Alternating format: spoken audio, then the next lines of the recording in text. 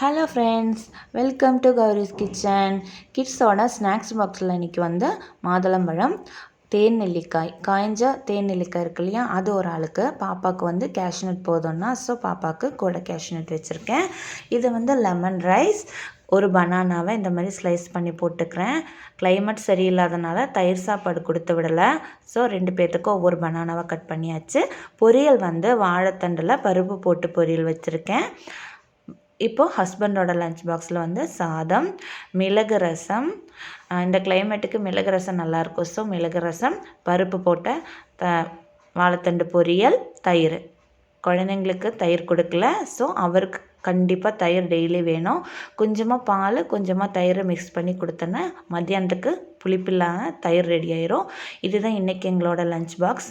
பிடிச்சிருந்ததுன்னா கமெண்ட் பண்ணுங்கள். டெய்லி ஒவ்வொரு லஞ்ச் பாக்ஸ் அப்லோட் பண்ணுறேன்.